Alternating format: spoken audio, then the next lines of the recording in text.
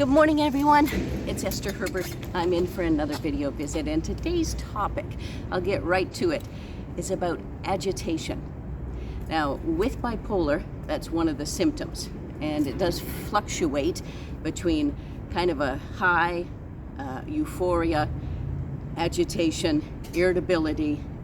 Really hard to deal with when you've got that going on almost alternately, seemingly at the same time. And it's very difficult. I found it just this week. I experienced high agitation. My irritability level was so high. I thought to myself, how am I going to deal with this? Things set me off at work, procedures that I didn't agree with, and things I had to correct. I just, almost irrationally just went off, spouting stupid things to myself, to be honest, saying, I can't do this, there's no way, this is ridiculous, on and on. And I think that exacerbates the problem, and it makes it worse. So, what do you do when you're struck with, you have your own mental health issue, somebody you love has a mental health issue, and you don't know how to handle when these things strike? What do you do? Well, many times we have problems that we just don't know how to handle because, you think, well, I've dealt with this before, I can do it again. Well, every day is different. Your emotions are different on another day. You're older. You have more stressors on that day. You just don't know. But I guess the main thing for me to manage the experience this week was to try so hard to keep my mouth shut, because I was my own worst enemy. I was defeating myself before anything was happening. I had someone incredibly patient trying to teach me something, and I appreciated that no end. The agitation didn't go away, but it did, subside a little bit. And that was so helpful for me.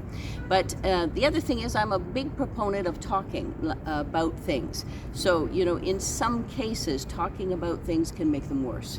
And they can agitate you more. You can become more and more irritable. I mean, I had the symptoms of my heart was pounding in my chest. I had, my muscles tense. I could feel the pressure surging through my body. It was just like some, bad blood was moving through the body, and you could feel it. It was so overwhelming. And, yes, of course, I'm medicated, and I'm faithful to my medication, but there are times when this ugly disease, bipolar, spills over. And I think, it sounds like an odd advice, but I mean, for me, is to let it ride itself out.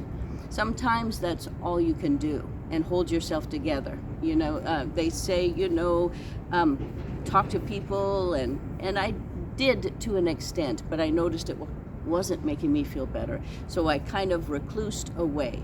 Now, that doesn't sound like great advice for mental health, but sometimes it is. You need to do that. And when you're high as a kite, and then you're so irritable, and back and forth. Yesterday, I was more irritable than anything high or euphoric, that's for sure.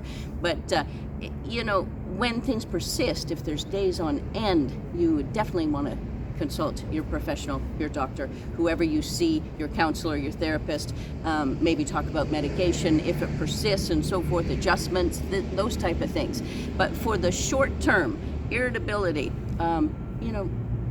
keep it to yourself as best you can, because usually talking when you're so negative will just make it worse.